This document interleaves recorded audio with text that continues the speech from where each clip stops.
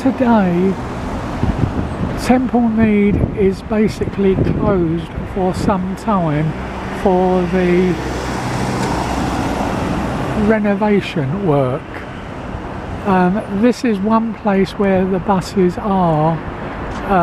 The only trains that are leaving here are more or less every 2 hours to Taunton.